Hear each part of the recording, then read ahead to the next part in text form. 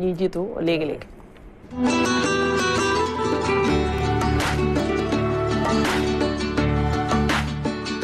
mu ngoog Malick Dieng ñu tàmbali ak moom. waaw bokk ci membre fondateur mouvement juste nekk recteur 12e université 12e li nga xam ne moom moo di édition bu université Al Kaf bu ñu wax ci mouvement juste moom mooy lan.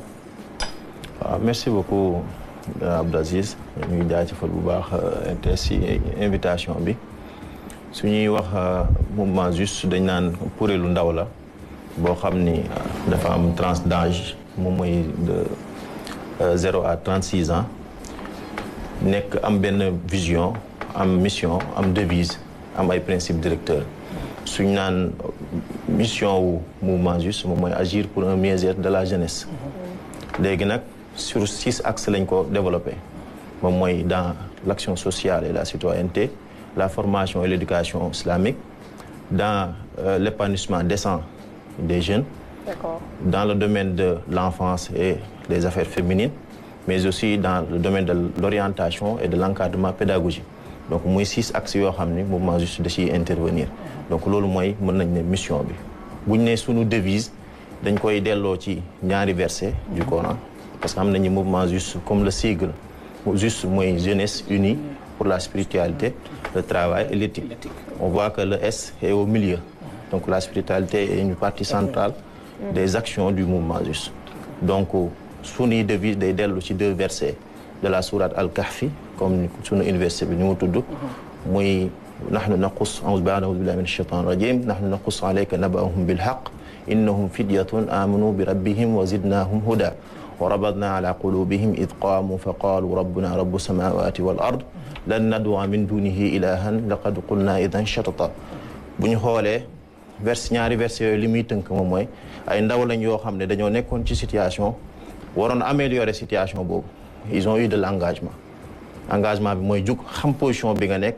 ne faaw ma def dara loolu la ñuy dund ci société bi da ngay gis benn situation mais il faut nga def dara léegi nag yàlla dañuy wax ci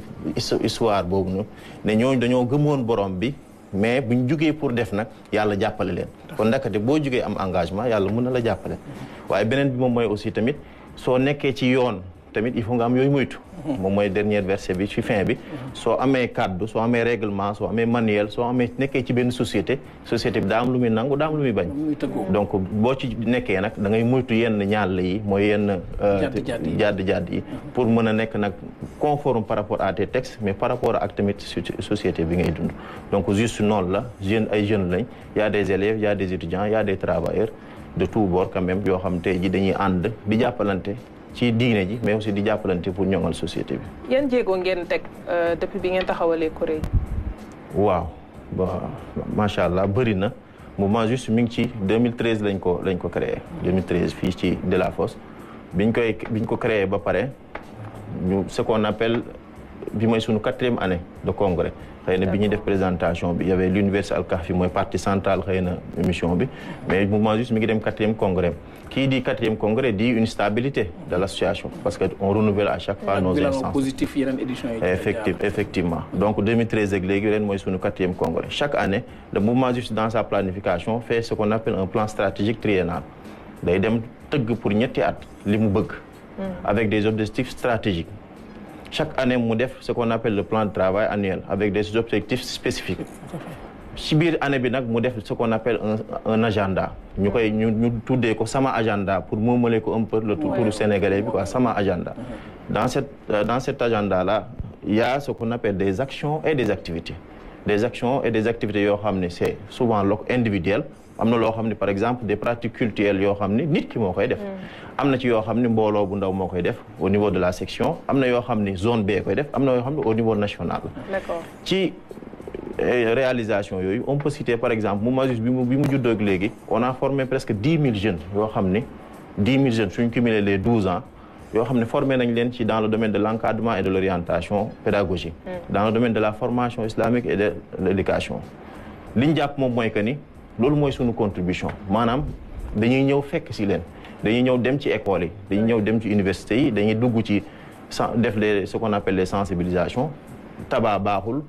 mais lan lañ def. Donc on fait des sensibilisations wër artères yi wax leen li nekk ci tabac. Il y a la dégradation des mœurs, oui, mais quelles sont les valeurs positives? Il faut que ñu prôner ko. Donc on part, on fait ce qu'on appelle nous kuluna doat maanaam on fait de la prédication sur le terrain dem suñuy xarit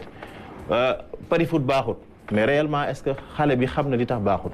Est-ce que xam na réellement léegi xamu ko mais dans l'avenir ça peut impacter sa vie. Donc ñu dem def ce qu'on appelle ces sensibilisations. Sur les sensibilisations par exemple cette année on a fait 1739 jeunes yoo xam ne sensibilisés nañ leen ne serait-ce que 2025. Sur les réalisations on a ce qu'on appelle aussi les dons de sang qu'on fait. 2024-2025 on a fait 906 poches de sang. Parce que le mouvement juste compte 32 sections sur le territoire national. réew mi yëpp donc on est absent que sur 2 régions. Ce qui est Matam et Kaffrine. D'ailleurs, on est entré. Bon, c'est normal parce que souvent, pour faire une section, il faut quand même avoir un élément là-bas,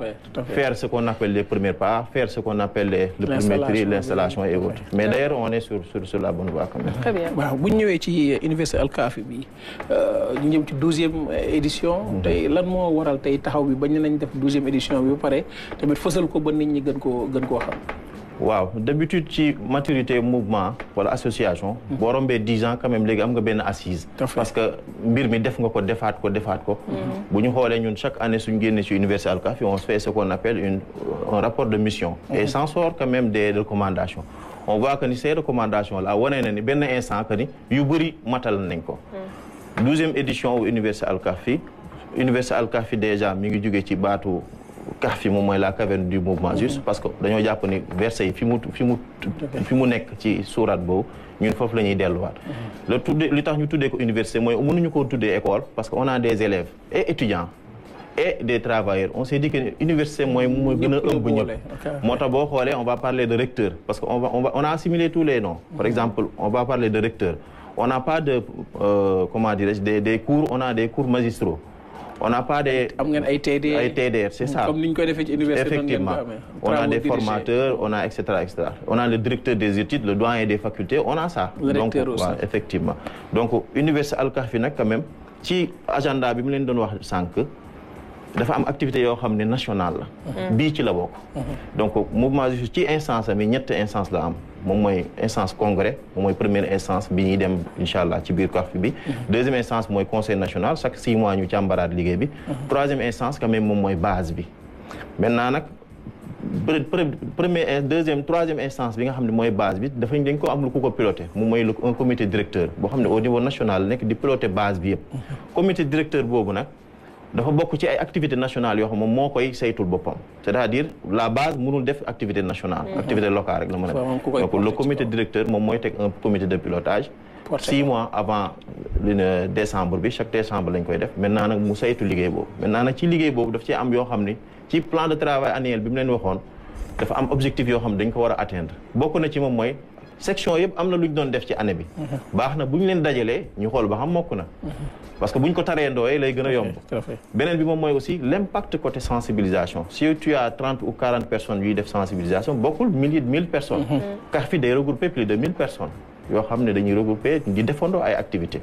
sur le plan sport aussi tamit on le fait sur le plan sensibilisation sur le plan secourisme sur le plan comment dirais-je solidarité. Par exemple, chaque année, on a une journée de solidarité. Bon, ça touche minimum 380 à 400 sur la population. Avec 85 médecins des spécialités différentes. Donc, il faut quand même une forte mobilisation. Dans les bobos, nous avons l'Université Alkafi. L'Université Alkafi aussi, ça permet quand même la fraternité. Parce que qui n'est que Kédougou, il y a qui n'est que Dakar. Qui n'est que Matam, qui n'est que Saint-Louis, il y a qui n'est que Mbour. Ils sont dans un même mouvement, ils partagent quand même les mêmes valeurs, les mêmes principes directeurs. Comme ça, qu'ils soient quand même des frères. Parce que tamit nit ki nga bokkal di dund même di ngeen gëm yéen a war a nekk xarit quand même. alors ñan ñooy composé membre yooyu nga tudd léegi ci université parce que da nga tudd ay tur wax ay recteur wax ni mu tëggoo comme ci yeneen daara yu kawe yi noonu ngeen ko defee ndax ñooñu nekk ci université bi ñooy ñi nga xamante ne ñoom la ñuy fekk ci biir mouvement juste. effectivement. tànneef bi comment ça se fait ak tamit pertinence su taxawal une université pour war a mën a doxal li nga xamante ne mooy liggéey ngeen bëgg a def. effectivement dafa bokk ci mouvement juste li muy def souvent mooy dañuy def dans la perspective parce que booy jeexal année bi baax na ngay séentuwaale année bii di ñëw. par exemple nii on part dans un congrès boo defee congrès sa texte yi da nga koy xoolaat sa thème da nga koy xoolaat sa vision da nga koy xoolaat voilà léegi nag yooyu baax na boo koy def nga nekk ci cadre boo xam ne dafay laaj loolu parce que on va appeler des universitaires la majeure partie ça des conférenciers sont des universitaires suñ ñëwee ñoom fi ñuy yóbbu mbir mi par rapport au terme de référence dañ koy yóbbu foo xam ne c'est dans la perspective duñ ñëw rek jox la lii mais dañ lay jox aussi ne la bàyyiwaaleel xel après waaw par exemple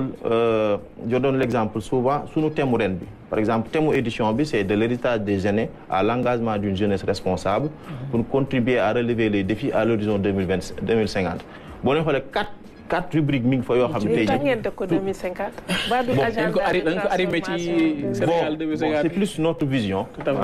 notre vision c'était en 2025 lañ ko waroon a saytuwaat baax congrès bi dafa bokk ci liggéeyu commission scientifique évaluation mu saytuwaat suñu vision donc nous partons aussi vers une nouvelle horizon on peut dire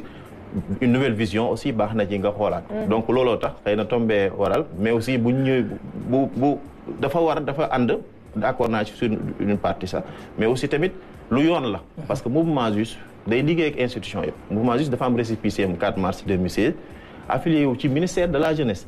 toutes les activités de la direction de la vie associative ñun dañ ciy participer muy seen don de sang yi seen lépp ba ci JOJ yi sax bi ñuy teg seen liggéey bi li ci ëpp dañoo invité ñu ñëw bokk ci donc institution yi moo tax mouvement juste dafa bokk ci li mu def ci texam moom mooy harmoniser ses programmes et actions par rapport ak institutions yi ni ñuy liggéey parce que dañoo jàpp ni ñoom la ñuy liggéeyal ci base société bi certes on n'a pas des financements et autres on part avec de notre propre moyen parce que c'est du bénévolat bien sûr ndax jaamu yàlla lañ ko jàppee waaw te loolu nag boo koy def nit boo koy jàppale aussi baax na nga koy jàppale ci moom te état bi mënul àgg fépp Salim effectivement appréciation par rapport ak initiative yi nga xamante ne universitaire lui aussi moom mi ngi wax sax mu ngi yëngal bopp mel ni loolu la de parce que jargon bi dañ koy retrouver carrément et curieusement je pense que mos nañ ma invité c'était à l'université Amadou Ndak Seck de Thiès ci benn journée où j'avais animé une conférence sur Cheikh Anta Diop au mouvement juste au fait quand il a commencé à parler du mouvement juste la imaginer ñëw waaw pour dire que voilà c'est un peu dans la même perspective de sensibilisation par rapport à l'éducation et par rapport à tout ce qui tourne autour de ça je suis heureux de voir que ça prend forme de plus en plus quoi. activité bi kañ lañ ko jàpp ak rendez-vous bi ngay jox sénégalais yi waaw du 25 au 1er la du 25 au 1er donc 25 décembre bi au 1er inchallah waaw donc c'est pour les membres et les sympathisants parce que fii lycée Maurice Delafosse donc les deux c'est le complexe en réalité fa lépp tàmbale donc alhamdulillah pour même si seet bi c'était pas notre premier choix yàlla ci mbaaxam mu def ba ñu muñ fa dellu fa am na lu muy wone aussi tamit waaw fañ dalee baax effectivement pour dire aussi tamit congrès constitutif bi nga xam ne mouvement de jeunes yi nga xam ne mu ñun lañ yàgg nekk yëpp foofu la amee pour dire que Delafosse quand même c'est de bons souvenirs quand même yu ñu fa yàgg am maintenant on évite tout le monde pour dire vrai parce que aussi mbir mi sénégalais lañ koy defal ni ay ndaw ñoo jàppale pour ni kaay leen ñu bokk liggéey réew mi ay kaay leen ñu won ni taar mi ngi ci réew mi parce que y a ce qu'on appelle la journée culturelle boo xam ni on va montrer toutes les facettes quand même de la culture sénégalaise pour dire que ni islam du se cantonner sur toi-même ou non c'est de l'ouverture yonent bi sallam mooy sunu modèle te pourtant dafa mos a wane ne ouverture ci lépp pour wane ni taar bi islam bu ñëwee da koy non seulement da koy embellir mais da koy soppi mu doon jaamu yàlla ba nga xam ne li ngay def même match bi ngay seetaan wala même culture bi ngay seetaan wala même ci biir culture bi la manière même de montrer les valeurs dans différentes ethnies yooyu yëpp boo ko wanee ba nit ki xam ko delluwaat ci source am da nga koy mën nga ko moytu loolu lu bëri parce que nit ki bu xamul fi mu jóge mënul mën a jomba def yenn yi ci société bi te loolu dafa am bay diggéey nekk Podor ak Richard Toll nee na nan lay def bu bokk ci université bi waaw bon pour il y a des liens d'inscription am nañ lien boo xam ne bu ñu la ko envoyé directement tu peux t'inscrire soo ñëwee sur place donc il y a ce qu'on appelle les cotisations quand même booy ñëw ci université boo xam ne selon élèves étudiants master ou bien étudiant 3e cycle ou bien travailleur ça quand même c'est pour dire que ni le don de soi bi ñuy wax depuis ñun on l'a commencé depuis 2013 quand même on se cotise et on a quelque chose et on dit aux autres venez comme ça ñu ànd ñu bokk liggéey si jërëjëf Malick Dia ñu jaajëfal ko bu baax ñu jàll ci beneen pàcc bi ci waxtaan bi Aziz